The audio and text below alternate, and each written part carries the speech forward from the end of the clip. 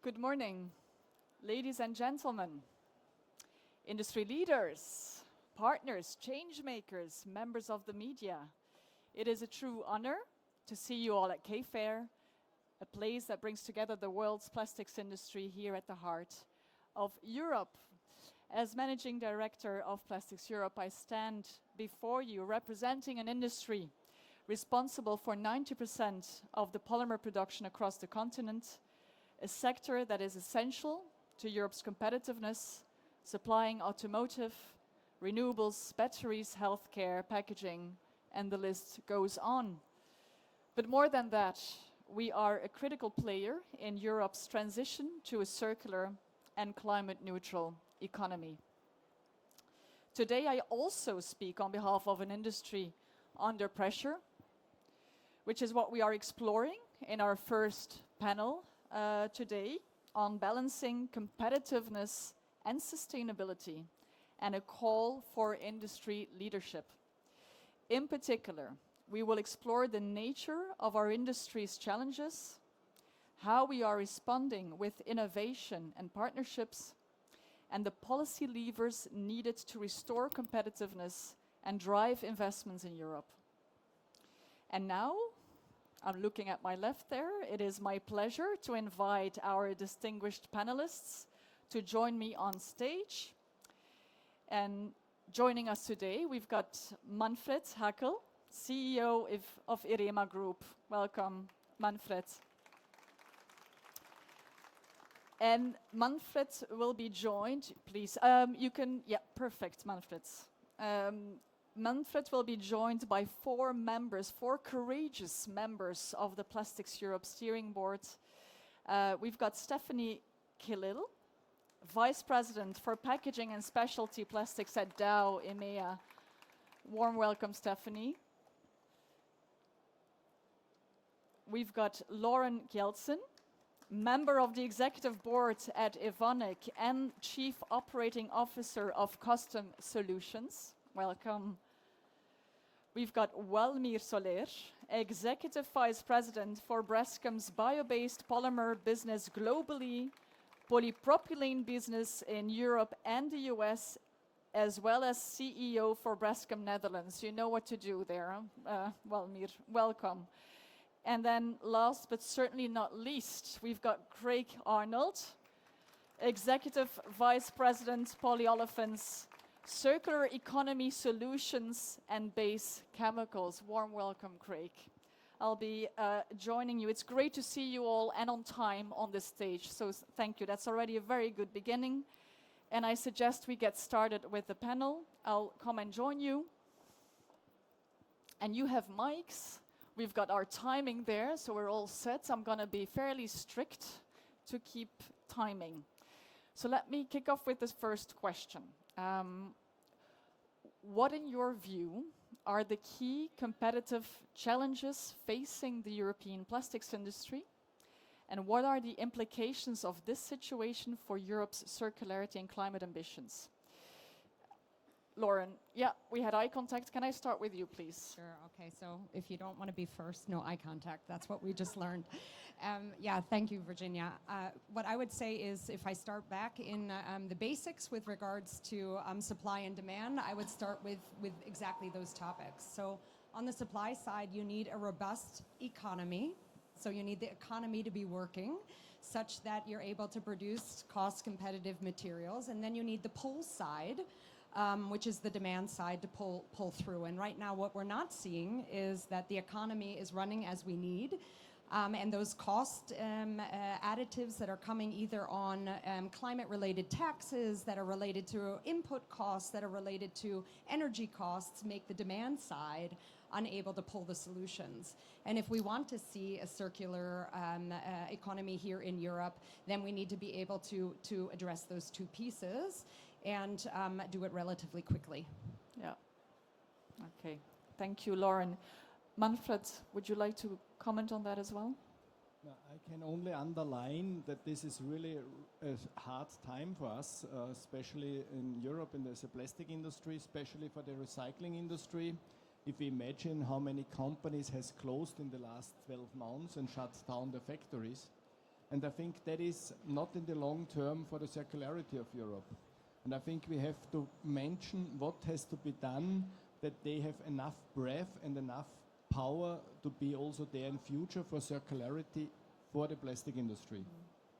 Thank you. Does anybody else want to comment still on the challenges? Maybe just one comment. I mean, I think you heard it in the opening, if you were here when Benny shared, as well as in your opening, Virginia, that Europe is kind of in this perfect storm situation, right? We have higher feedstock costs than several of the other regions of the world. We have more ambition in terms of sustainability and circularity, which is positive if we can turn that into proactive measures. We also have geopolitical tensions that are happening across the world, and Europe is kind of at the epicenter of that, right? So there's quite a few things at play. It goes back to Lauren's comment on the demand pull and also supply, but there's challenges on both fronts at this moment. So we're at a bit of an impasse of how do we overcome some of these challenges, because we're kind of getting shot with them from every angle, if you will. Thank you, Stephanie. So we kicked off with the challenges, but more importantly for today as well, let's see what the industry can do to turn the situation around, right? Craig, can I perhaps go to you first? Yeah, everyone can hear me? I think when you try to frame the challenge or the opportunity, I think there's really two categories that need to be understood. One is the strong call to action, where we as the industry leaders, we as industry partners, together with government, need to make everyone realize the potential of plastics. You know, it's typically today a household bad name, and what we need to elevate the language, not around it's a critical material because of the lack of abundance, but it's a critical material because of the availability and the opportunity on what it enables out there in the marketplace. And so it is a vital material for human progress, as well as it is, in most cases, the best alternative material to use. The second one is, you know, what I'd like to really address is, which builds off the first point, which is the structural non-competitiveness that the European industry has. But there is a lot that we can still do about it. And as Stephanie had highlighted, you know, there is a good opportunity to still push ahead with the circular program. And in this instance, you know, look at and evaluate your feedstocks. I'll give you an example for Borealis. What we've recently done is we've also retrofitted one of our coastal crackers to be able to accommodate renewable feedstocks, to be able to make quality products that give you lower emissions and ultimately provide solutions across the value chain. The other one is, what can you do in terms of product development? And there is so much that you can do with product development, whether it be, you know, making foamed products from carbon, free atmospheric carbon, and taking that back down into the ethylene, into the polyethylene molecule, and taking into critical applications that value that low emissions. And so recently, you know, we have shoes that promote low emissions, EVA or elastomeric, you know, low emission properties into footwear, but we're also into garments, right? So that would value this zero emission approach for some of the products. And finally, I would sit there and say, we do need not only to push the new technology side, but I think we need to raise our voices in terms of a call to action with our politicians, our key stakeholders, at the jurisdiction level, at the federal level, and the global level, around areas that are really known headwinds for our industry. And to be honest, known headwinds, I would sit there and say we need fair and reciprocal tariffs. We cannot continue to accept this non-balanced, discriminatory tariff structure with friendly nations. Typically with family members or friendly nations, you have a reciprocity that needs to be explored. The other one is at the EU level and Brussels level, I think it would help tremendously if we could simplify the rules, but without losing the ambition.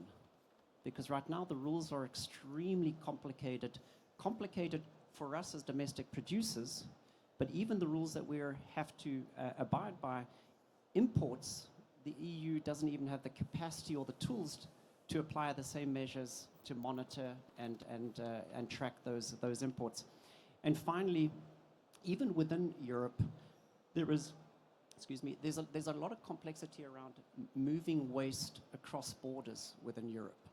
And that in itself is quite complicated. So can we at least, from a waste management perspective, to move within the European borders to European recyclers, make it a little bit more simple for us to enable this transition?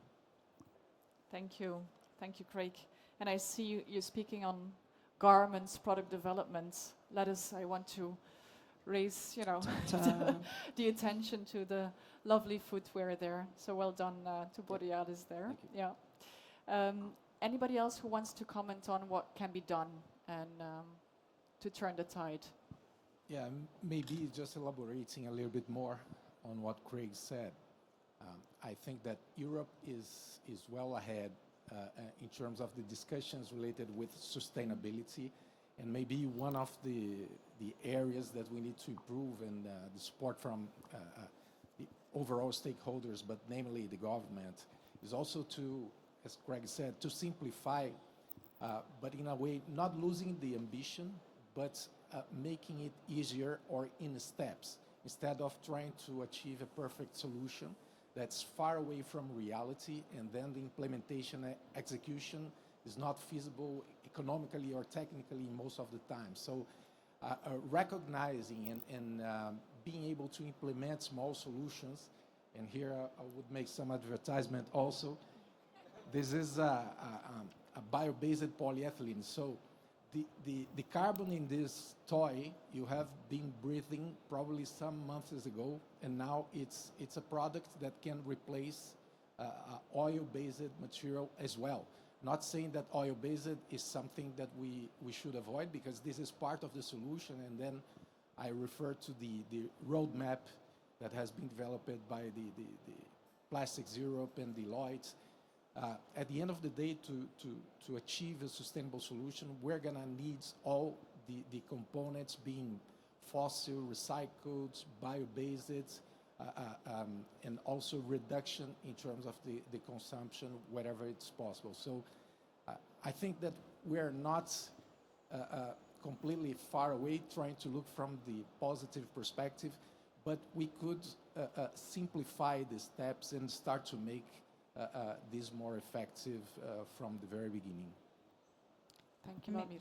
Maybe Stephanie, Virginia. please. I think just building off of a couple things that were said, because there's a lot of reasons for us to be optimistic about what Europe can offer. I mean, the ambition is the right one. We're further ahead than any other country in terms of ambition and where we're headed. It really comes down to, like you heard, in the implementation. I think if we just look at the facts, plastics are an essential product for the environment, right? And what we need to do is kind of recalibrate. So you're seeing a lot of companies pulling out of Europe. We've seen asset closures. I think if you look at the statistics, in the last 3 years alone, 2.5 million metric tons of ethylene capacity has been pulled out of Europe. Consultants forecast that there will be another 1+ million metric tons in the next couple of years. The reason for that is the challenges that we talked about. But it hasn't stopped us from continuing to innovate and continuing to bring new products, new partnerships, new collaborations to the industry. So you heard the need for a full suite of products. I think at Dow, that's one of the things that we're also focused on, is having bio-based, circular, for mechanical recycling as well as chemical recycling. We've made investments in Europe with things like Cycle, which is a chemical recycler in Rotterdam that we're working on. You'll see all the kinds of examples. Craig has some shoes. We have some shoes. If you come join us at our booth for Generation Transformation, where we're looking at how we can kind of reinvent the plastics industry and rethink some of the old paradigms, and how can we overcome those challenges, even in absence of regulatory support, which is absolutely needed, but we can't sit and wait. We have to be acting now, and that's really what you'll see demonstrated there, right? So I think really ensuring that we don't forget the role plastics has to play in society, and that in a lot of cases, there aren't good substitutes for plastic materials, and when there are, they typically, to accomplish the same job, require 2 times the carbon emissions of a plastic solution. So plastics are vital to a decarbonization and a circular transition, and without the physical assets and the industrial sector in Europe, we cannot accomplish that transition. right? Because you really need that in order to support a circular transition. So once those assets are shut down, they're not coming back. That's why we need the urgency you heard from Craig to really ensure that we continue to have an industry and we can continue to transition in that direction. This is an important question, so I'm just going to look at Lauren and Manfred as well to see if you have any comments to build on. We swap microphones. Or to challenge, not to build. No worries. Perhaps you want no worries. to challenge, but maybe to touch also on this kind of 80-20 rule, right? Sometimes we try to get it perfect to the end. It unfortunately doesn't work like this. There's this toggling back and forth on solutions. And I would also say that we can reference some other industries, right? So we have a catalyst business, and we've been moving catalysts around many countries within Europe because you don't waste metal, right? It's just simply too expensive. So there's models in how to move materials. Of course, there's still tax challenges and so on that we work on, but there's models out there that can be applied then, for example, if we want to have a single market for circular material, that can be the benchmark to get started on. We see this as well when we talk about the Single-Use Plastics Directive, right? It's not 100% perfect. We all know that there's gaps in places, but why not go for the 80%? The two big outlying topics, we can find other mechanisms for how to solve these types of topics. And I think if we can do those approaches, we have a chance to make some movement, get some energy, get some new learnings from a few of those things, and then you apply them along the way. And with regards to the innovation topic, I mean, it takes a lot of confidence, a lot of courage right now to make investments in innovation. So I don't know who in the room is responsible for innovation. It's in my resort on the board of EVONIK. And it's really easy in a market like this to place bets on things that don't return as you expect. And I try on a regular basis to make sure that I'm placing my few chips that I have on the most meaningful topics going forward that can make an impact, and I try to do that in an ecosystem. So I try to work with what funding I can get for the next step from also local authorities and ministries, and then make sure I have a couple partners to the left or to the right, and maybe even an OEM on the other side. And these ecosystems then are able to offset just a little bit of that risk. And if everybody takes a little piece of this risk, you get the next chance to take the next step. And it doesn't isolate you from making decisions that don't return as planned, but there's no way out otherwise. So shared accountability. Yes, good point, Lauren. Manfred, you want to? I would like only to underline we have to lift our voice. I think we have to be proud with power of plastic, green, smart and responsible, what we have achieved for the global people all over the world, as it was mentioned. And I think that we have to bring, and we have to learn this also from other industries, as you said. There are other materials industry which has shown how they have done it. And I think that we have to bring together in a fast way. And then, sure, plastic is the power of the world. And then we have to underline it that circularity is a part of it. Because without circularity, it will not happen. It will not be there in the right way. And I think that's quite important to understand that, and we can also underline what happened in the circularity area in the last 3, 4, 5 years. Nowadays there are products on the market with recycling content which we never thought about a few years ago. And I think that's quite a challenge what we have still to do further. We are not there where we should be, but we have to move together in this direction. Please. Sorry, to bring it home, if you've picked up the latest trade magazine or a recent consulted report, the facts are there, right? We are losing an olefin part of the value chain. We are losing the polymer part of the value chain, and what is at risk is how you close this loop. We cannot, or Europe cannot afford to lose its manufacturing presence in polymer production. If you lose that, you lose the innovation, which I think, Lauren, you were highlighting. But most importantly, you cannot solve your waste plastic problem or your waste problem because you have no industry that can support closing that loop. And so these declines or these retreats from a lot of producers within Europe started on other policy measures that were made 2 to 3 years ago. This year, there's been profound movements. There's been a lot of new policy or new working groups or new action plans. But what we're lacking is the action in the plan. And I think it's up to us again to elevate our voices, work with your local politician, scream loud, be frustrated, really, really get involved in making that awareness more profound. Thank you, Craig. So we touched upon challenges, we touched upon mechanisms to turn the tide and what is needed. Can I ask you just to look into the future, let's say 2050, what does a competitive plastics system and industry look like? If you can just share your vision there. Walmir, do you want to start? Yeah, I can start. I think the more we look into the future, we need to be able to deal with the externalities of our industry as well. That means plastic waste and greenhouse gases. And of course, nature will take care of it in the long run, as it has been doing for millions of years, but we do not have millions of years. And since the Industrial Revolution, we have accelerated faster than nature can catch up the externalities from our business. So despite the fact that we have a business that is very important to manage carbon emissions compared to other material, there is a lot to be done in terms of reducing a carbon footprint and also dealing with these externalities.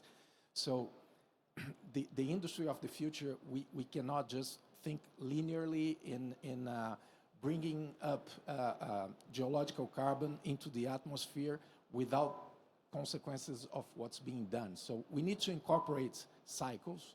Again, coming back to nature, we have water cycles that have been developed along millions of years. There are carbon cycles, but they are not enough to compensate all the carbon that the overall industry, is not only the plastic industry, is emitting.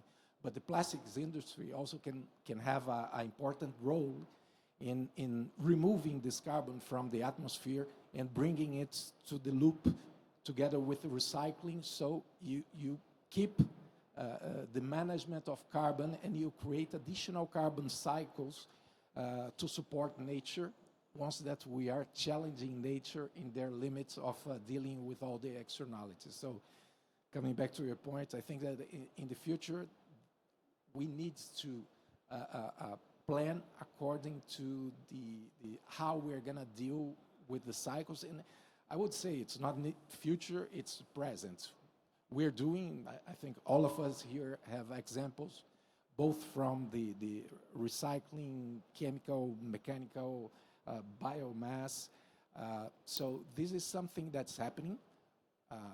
We would like that to happen much faster, but for that's where regulation comes and a kind of coordination, because currently there are lots of initiatives everywhere, but having a kind of standard direction, coordination makes a difference, as we can see, for instance, in the fuel industry, where the rules are very much defined for instance, in biofuels, how this industry has grown.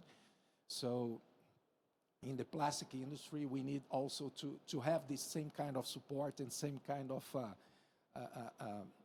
work together with the industry stakeholders to make it work faster and already start the future of our industry, and do not wait for the future to do something. Thank you. I remember the circular and carbon loops future. Craig, what is your future, 2050? Shoot. Oh, can I rather talk about 2028? Yeah. I think one thing, and it'll be slightly off script, that I think we have a huge problem on is misinformation. And it really, I mean, I have two beautiful young daughters, and even at their understanding of materials, plastics sits on the evil side and not on the solution side. And so I think, again, I'm speaking to the preached because we're all at the largest global plastic fair in the world. But really, we have to tackle this misinformation around the badness or the evilness of plastics. Plastics is an essential product for the future. It prevents food spoilage. It's used in medical supplies. It's used in fuel efficiency. It's used in imaginable items across the world. And I think what we really have to try to do is build a choir around when you see misinformation on plastics. It means individually, which if you've seen what I've started to do on LinkedIn, it means as a leader, as an individual, also putting your neck out on these topics because it's important.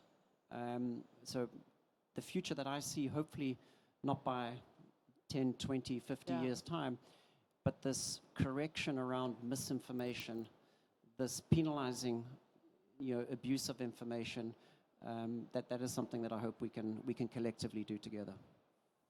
Thank you, Craig. Manfred, and then I'll go to you, Lauren. That misinformation, I think that's really quite important to bring the right message to the market. For that, we have started this year with a campaign, Advanced Recycling Campaign. This is a one-year campaign where we really show recycling projects from all over the world for 1 year, to politics, to the people, to show what is nowadays already possible.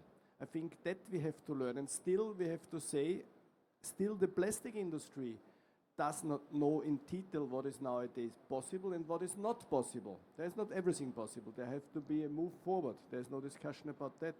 But that's really quite important because my daughter, she's teacher, and teachers are normally always a little bit political on the left side. And I had discussed with her a lot about plastic recycling, and I have shown her our company where we produce plastic recycling machines and where they are going. And when I tell her that we have delivered in the last 3 years per year more than 1.5 million tons recycling capacity, every year is new installed, then he opened the eyes. And I think that's again what you said, we have to bring the message to the people. It starts by us, it starts by our families, by our employees, and to bring this to a positive way forward. But Manfred, sorry, I still want to know about the vision. Sorry? No, it's fine, but vision, I'm the moderator. Yeah, that's good. Yeah. Thanks for, it's fine. for getting me. The vision is sure that the recycling industry has to be industrialized. Until now, the recycling industry is not industrialized. What does it mean? It means larger plants. It means digitalization, traceability, stable quality. All of that is needed. If we look on Europe, there are 150 to 200 recyclers, and the largest of it, beside one big one, they have plants and factories between 20 to 40,000 tons. This is nothing. And that is sure something what could not happen or what has to be improved in the future, industrialization as it is in other things. And for that we bring on technology like digitalization and all of that the trust to a recycled material is there from the converter side, from the brands. And I think that's quite important. And that's the future on what we are working, where we are bringing up all this new technology on every K-show, and that drives circularity from our standpoint. Yeah. No, that's clear. Thank you. Sorry. I also would like to comment on that because I see the necessity for scale. It's so important. I mean, and we're also a specialty chemical player, and we play in a lot of niches. But to have any impact, you need the scale. And so for the future, when I look at it, I see two elements. One is it's colorful. So it's going to have all different types of sources of materials and different material flows. And I expect that color anyhow to come from the diversity we see in Europe in such a small geographical area, so many different ways to approach things, yet at the same time needs to work as one single market. Otherwise, you don't get the scale. So one single market, all the diversity works itself out over time. And this, we have till 2050. Yeah, in this vision, works itself out over time and gets optimized in the most promising technologies. Will find their ways in, and it will be diverse. There is no one solution. Yeah, fully agree. I think the economies of scale on the supply side are important, but you also need economies of skill. So it needs to be an attractive industry. But most importantly is you also need the demand side. We need the pull. There has been a lot of good progress on regulation, but it's in 2028, it's in 2030, it's in 2032 for important regulation components. Why talk about it? Just put it in place, let the market adjust, hold global players to the same rules that access your market, and let's just get on with it. Today, recycling grows twice the fast of what virgin polymers are growing at. It's at around about 8%, but it does still has an economic headwind. It does still have a scale problem, so the economic headwind can be overcome by creating larger scaled plants. But we also have a demand problem. In Europe, we have 12 million tons of recycling capacity. There's only 4 million tons that are operating. There is a massive, massive deficit. Yes, most of that recycling was geared towards cost dilution from the past, but it needs to move to that advanced recycling so that it is an economic solution at scale. Yeah, maybe just, I think both of those are critical points, right? One on the scale, and in order to get scale, you need to have the right conditions to invite and incentivize investment, right? I think that's, I mean, you talked about how you've been expanding. We do see people expanding. We also see businesses in the recycling space shutting down, right? So we need to also make sure that we have the right enabling conditions from a policy perspective to invite investment that are technology agnostic, because a lot of these technologies, especially in the chemical recycling space, are in their infancy. And so we need to ensure that we're not being too rigid or too strict when we're still learning, right? It took decades for the chemical industry to get to the point that it is in terms of scale and efficiencies. We would expect the same on recycling technologies, but we have to give a little room for them to breathe, right? And then I think we need to also ensure that the demand mechanisms are not just in 2030 we need X, right? Because what we see right now is there are very great solutions that are on the market, and there are really good progress. There's good progress being made. I mean, we just launched a product this last week. Well, we talked about it, but it's on the shelves today for a pet food pouch that we did a partnership with Zermatt and Nature's Variety. And we started with the design fundamentals. How do we design this package to be fully recyclable? Because that's where it all starts, right? And also then we are blending in recycled content through chemical recycling that enables it to be compliant with the context-sensitive requirements of PPWR. That solution exists and is on the market today. We need more brands, we need more companies leading the way and taking that risk, even if there's a cost disadvantage in the short term, to be prepared for this transition.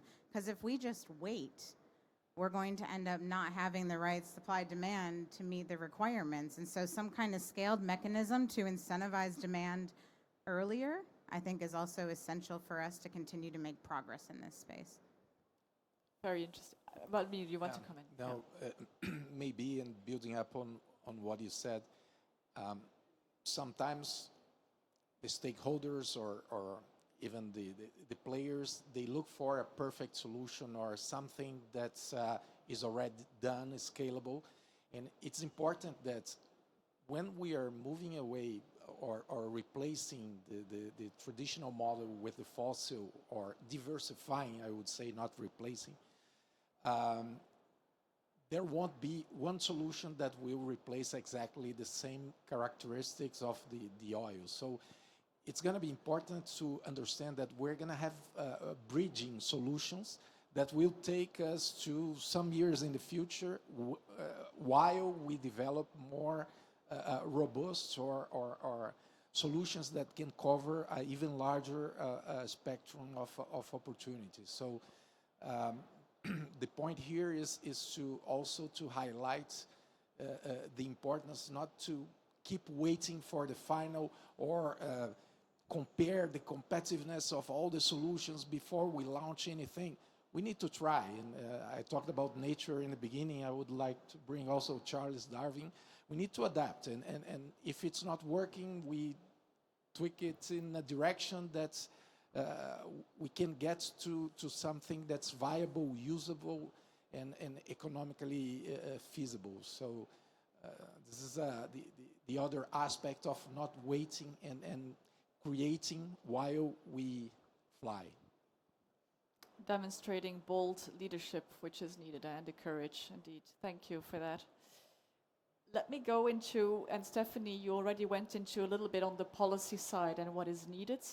So my question there to some of you or all of you, and you were talking as well, Craig, you mentioned it, look, we need more urgent actions as well. Let's not look at 2050 and also 2030 targets, but actually now in the immediate, we will need some support as well. So that is the first question, right? So it's on the short-term measures from the policy side. What is needed in your view? Let me go to perhaps Lauren first. I think we're all staying as optimistic as we can right now. Yeah. But in the near term, of course, I don't want to use the word bleeding, but that tends to come up right now. We're against the wall, which is maybe not bad, because there's also a phrase that says necessity is the mother of invention. And so maybe you need that push to get you really responding. But come on, we have too many things all stacking on top of each other. And I mentioned about the topics regarding energy costs. I mean, we know the ambition. It's a nice way to put it, as ambition and ideal as to how energy mix should be in particular countries in Europe, but also the taxing and also the ambition is a bit beyond what the industry can handle. So that needs to really be addressed. On top of that, we have emission trading topics that sit on top. And if you're going to compare fair to fair, imports and locally produced, this needs to be either offset or we need to think another logic, right? So this is another topic. And those traditional laws, that unofficial laws that kept trade at a certain balance and fairness, they're eroding as we speak right now. So you need to really have a hard look at what's coming in, how is it being made, what is a nation's energy mix, even if you want to use a mass balance and say for what we export to Europe, it's using this amount. If you look at a nation's energy mix, you know whether that's fairly representative or not, right?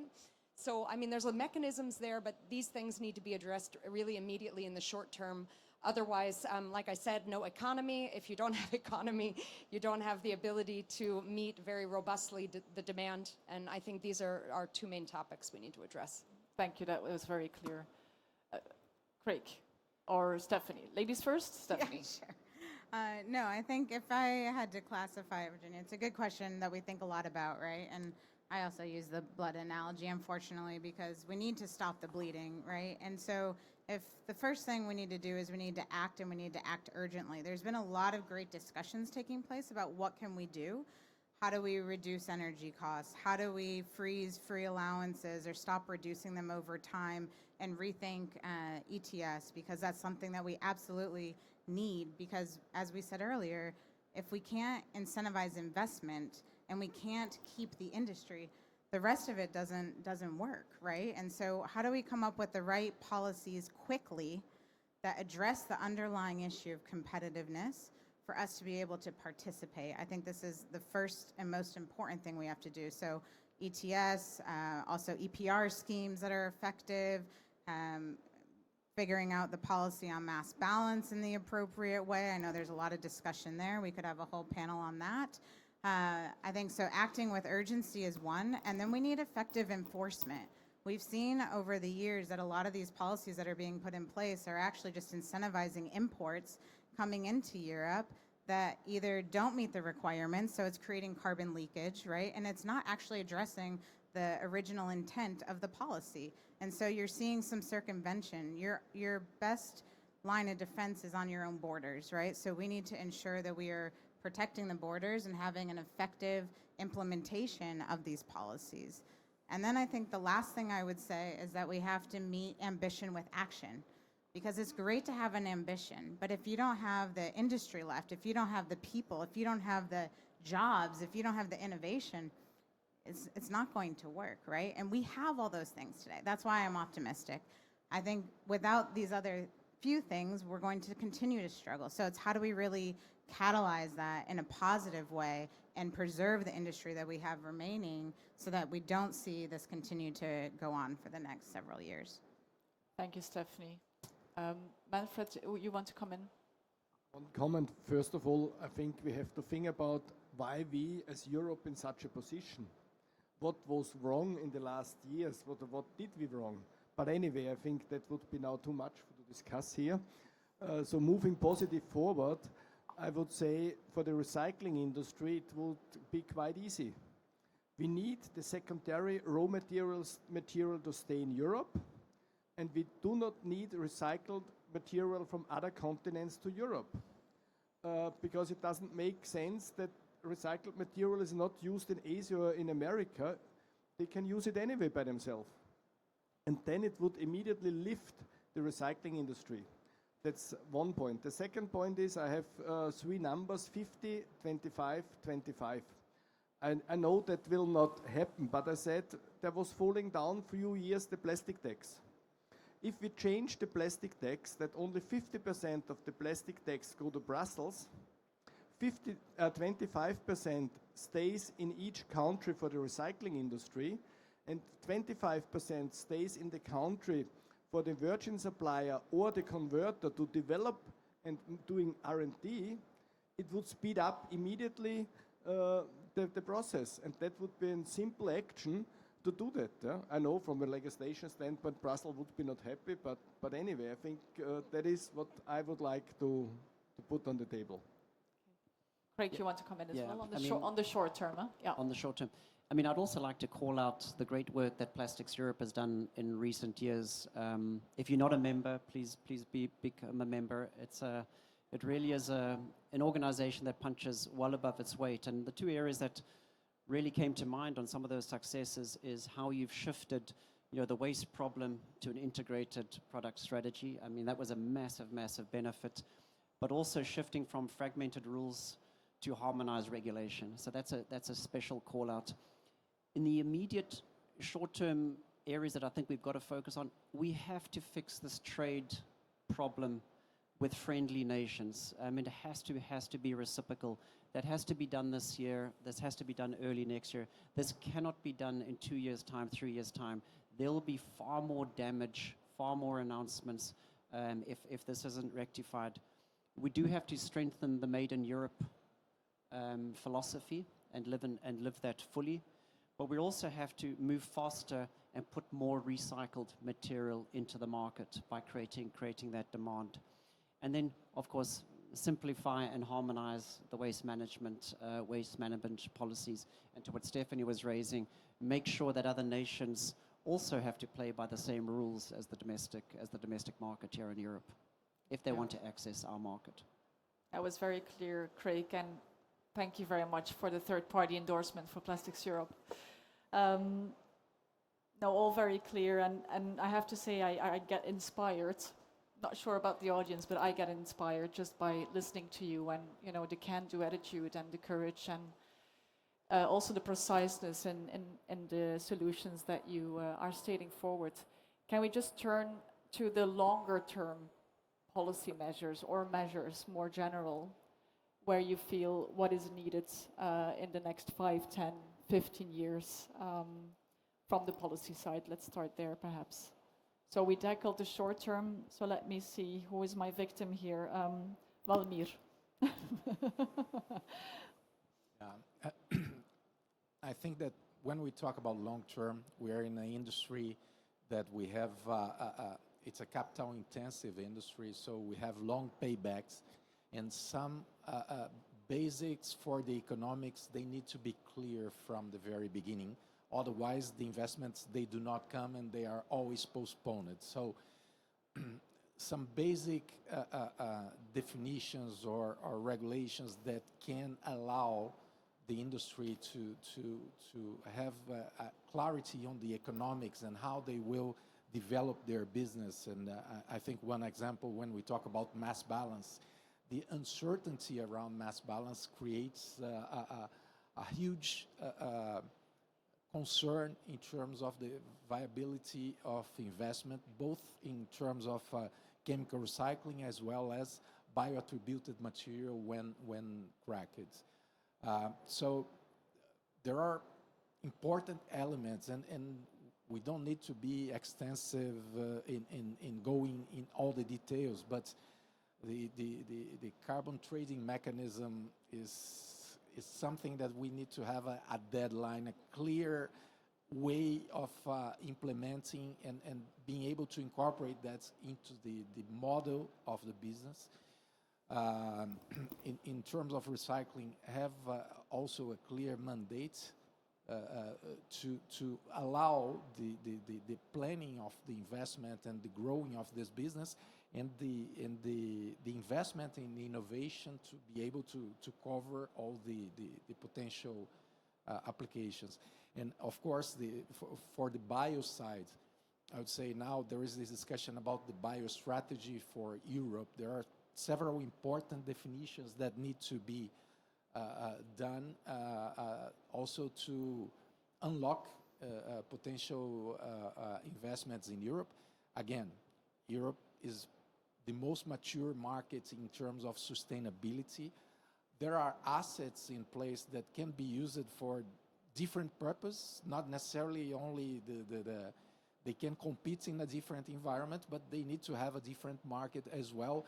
And people need to understand the other thing, that the challenge that the industry has is that people do not understand plastics. And when we develop plastics into bio-based, chemical recycled or bio-attributed, it brings even a more sophisticated kind of understanding to be able to respond to that. So creating some basic directions that can make things clear, and again, I refer to the energy sector.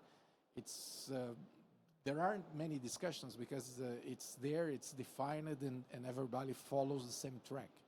So that also helps the average person to understand that this is something that is connected to a more sustainable future. Yeah. So I think that long term we need to have those maybe a few but very clear definitions of some critical variables in the economics. Walmir, can I be annoying? It was a full-on answer. If I can ask you to pick one, who has the biggest, in terms of policy driver, that will have the biggest impact on our competitiveness longer term? I would say carbon trading system. Okay, thank you. Yes, get them all. Yeah, I'll pick energy. We didn't talk too much about the topic regarding artificial intelligence, but at the end of the day, no matter what we do, we need robust and cost-efficient energy. We're not going to get away from it. So a very colorful energy mix is fine for me, but it needs to be there and it needs to be robust and in the quantities that are required. So you can't get around energy. So that's a short term and a medium and action, right? Probably also a long one too. Yeah. But yes, sorry, say again? It's also probably a long-term discussion too. Oh, and exactly, I mean, there are cool technologies that are out there that might also change. I mean, we see some of these technologies regarding miniaturized nuclear. We also see fusion developing. But I mean, these are long-term topics. But it can be short, medium, and long. Yeah, of course. Yeah. Thank you. I think the only thing to that point is if you don't have the short-term actions, the long-term is challenged, right? So I think the policy asks need to be short-term and immediate and implemented, because then the markets will manage themselves as they do. If you create a competitive environment and landscape, it's less about the long-term policy. It's about the policies today that enable the long-term future of a sustainable and low-carbon future for plastics. That makes sense, but needless to say that it's important we still have the longer-term questions in our panel sessions, right? It would be a bit doomy and gloomy to stick to the short term. So we still need to aim for the vision and the can-do attitude. So thank you for that, Stephanie. Anybody else wants to comment on the longer-term policy drivers? One comment. Biggest impact? No, not the biggest impact. I think we need clear routes and pictures where the long-term points are. Yeah. But we have to have the trust that these points are not moving. Yeah. I think we are doing big investments to go, or the industry is doing big investment, and then 5 years before, 2 years before, the point is moving. That cannot happen. And we need policy tickets if somebody is not fulfilling long-term policy rules. I think that's quite important. Otherwise, we are playing games. Okay, that makes sense. Thank you. Yeah, if I may, Virginia, I'd like to build up what Stephanie said. I mean, if we don't address the short term, the long term's all at risk. Of course. But it's too easy for Brussels and companies and institutions to talk about the long term. It's an easy default. And my philosophy would be keep the vision fuzzy, but the short term milestones crystal clear. And so we've got to be really, really clear on what the next 36 months looks like, because there is an unintended consequence of each decision. Yeah. And as I think somebody mentioned it a little bit earlier, once that decision's been made, or once that shutdown's been made, or once you've offshored that production, it's irreversible. You go down a very slippery road. Yeah. No, thank you for that, Craig. And of course, as Plastics Europe, we're doing what we can to give this message in Brussels, but also with the teams in the member states. We're conveying that message, and hopefully many of you here are conveying a similar message. Stephanie, you're taking the mic. I am. Yes, but we have a bit more time, but yeah. Just real quick. I think just the other point to Craig's comment, because I think we're completely aligned there, is that all of us, many of us operate in a global context, right? We're all global companies, so we want to be investing in Europe. That's why we're so focused on getting the right policy in the short term, because there are alternatives. So the decisions we make today, I think Walmir said that investment cycles can be 10 years. These are long investment cycles in our industry in a lot of cases. So the decisions that are made today are going to drive the future, right? So that's a little bit of why that urgency I think you're feeling from all of us on the short term needing to support, because we want to see Europe be the winning location for those investments. Fully understood. Thank you. You're not yet off the hook. Okay, so I am gonna first ask our panelists for your key takeaways on industrial leadership for greater competitiveness. We talked about the policy side, but again, key takeaways on industrial leadership for greater competitiveness. You have each 1 minute if you need to fill it. And then I will go to the audience and see if there are any questions you have for our panelists, okay? So, Manfred. The key takeaway is sure that we have to look on a short-term recycling industry, that we can fulfill the packaging waste regulation 2020-30. If it's gone, then it's gone. I would say, I think the biggest thing to remember is that we're on the verge of a transformation, right? So we're moving from a historically linear business model to an ecosystem. So how we work together as an industry, how we partner and collaborate across the value chain, because no single company can do this on their own. And that is different than the past, right? So really making sure that we're building the infrastructure, recycling, partnerships. It's going to require a different mindset, a different set of rules, a different policy as we move forward in terms of how we all operate to really advance the industry. So this movement from a linear to a circular business model, I think, is one of the biggest opportunities for our industry right now. Thank you. So from my side, I would say if I take a look at my core competencies in my company and have my strategic orientation on that side, so if I look at what we can do in biotechnology, I look at what we can do in energy transformation with regards to carbon capture, with regards to membranes for hydrogen infrastructure, if I look at what we can do to enable the circular economy, and then I have a certain amount of budget.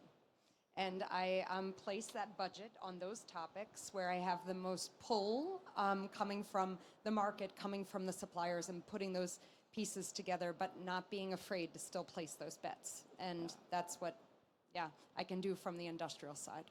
Yeah. That's a lot. Thank you, Lauren. Other than a takeaway, I would like to bring an example. Braskem has been producing the bio-based polyethylene out of ethanol from sugarcane for 15 years now. So beginning, it was not easy. There has been a lot of learning in this process. After that, we have expanded capacity in our original plant. We are investing in a new project in Asia. We are investing in new projects in other regions still in development. So the point is, it's hard, but it's feasible. So the industry also has a responsibility, of course.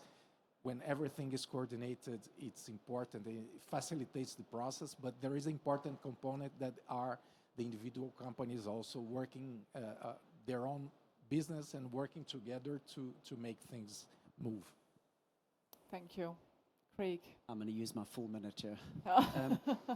I mean, those that have read the book, and you can choose between being a hedgehog or a fox, I think Europe has to take the position of being the hedgehog. The hedgehog always wins.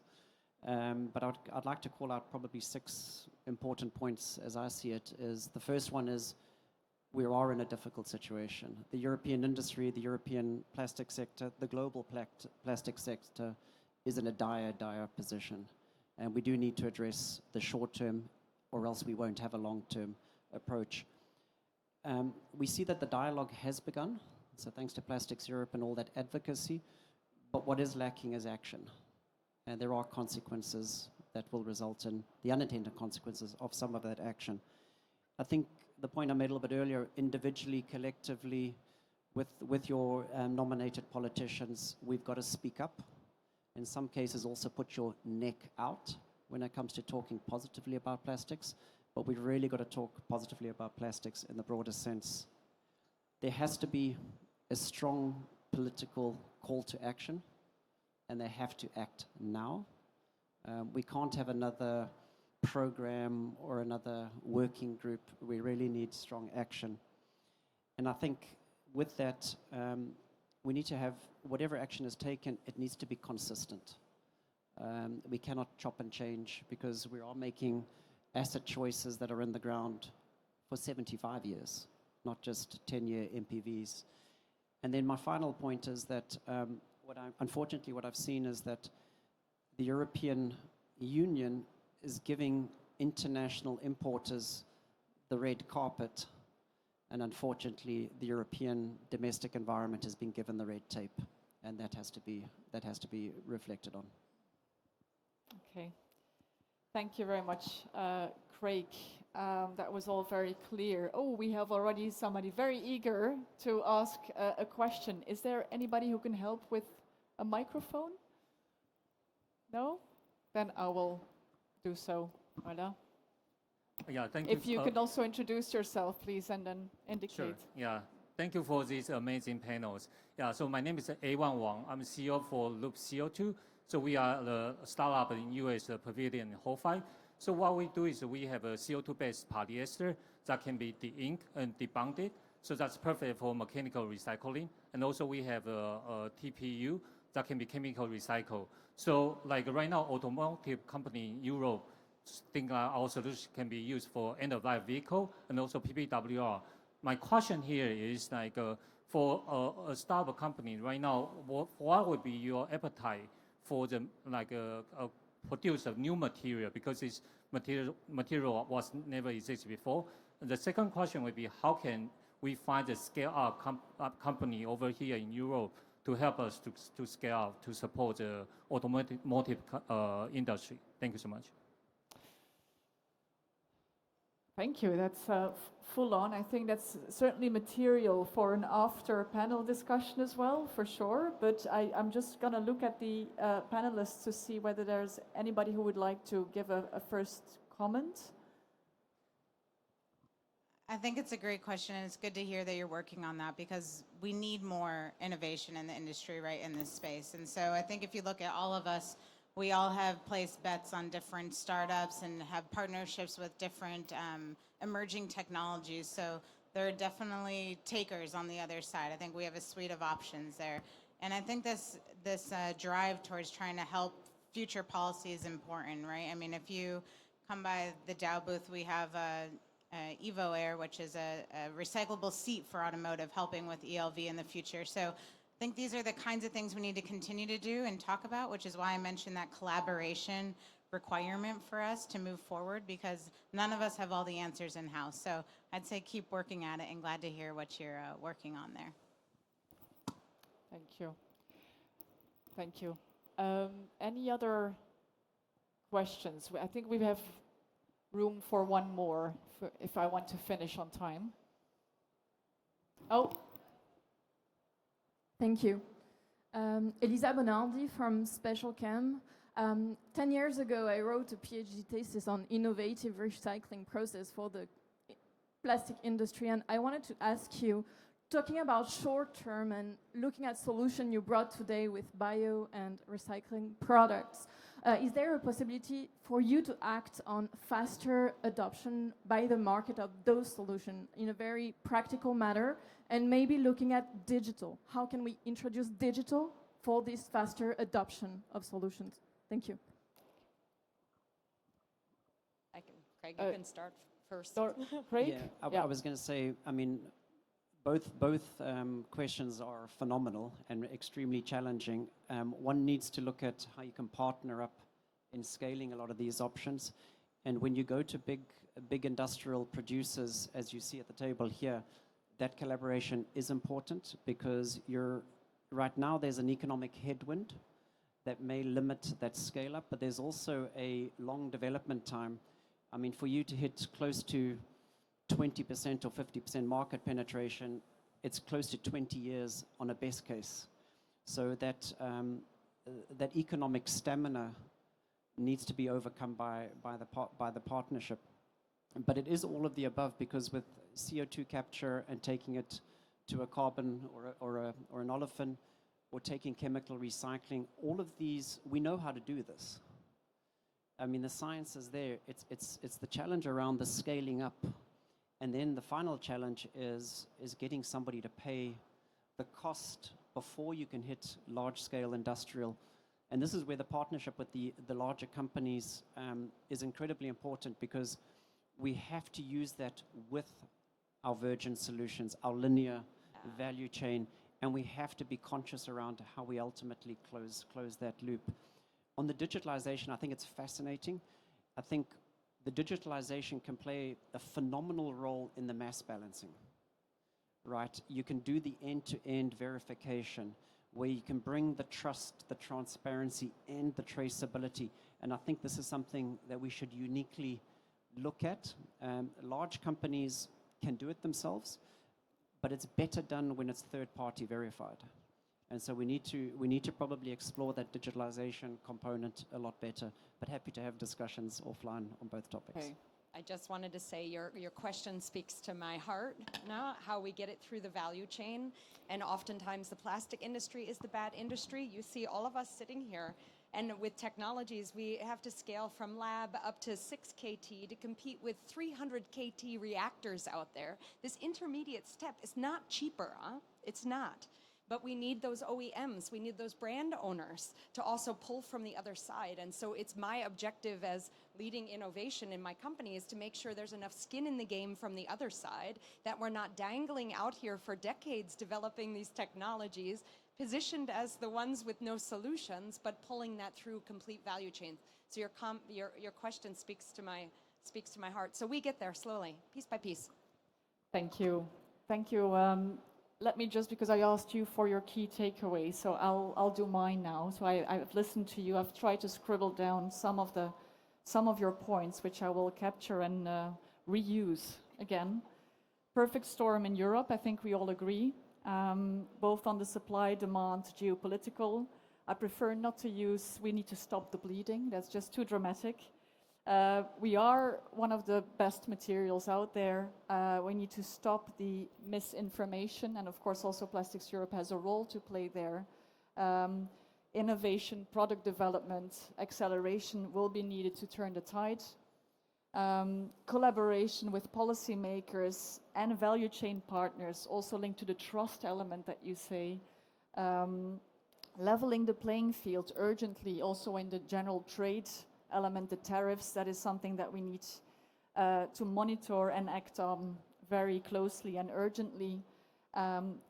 Keep our ambition high in Europe, but simplify and also make sure that we can implement, keep the 80-20 rule that Lauren indicated. So we don't need to aim for perfect, but for an implementable and pragmatic way forward. And then I would like to end with what you also said. We have all reasons to be optimistic. I think that is very important. A colorful future I liked as well. I want to take that with me. And then, of course, to end with the shared accountability in the risk-taking, but also in the solutions. So, yeah, thank you so much. I want to thank, first of all, the audience and also for the good questions. But then, of course, also a big round of applause to our panelists. Thank you.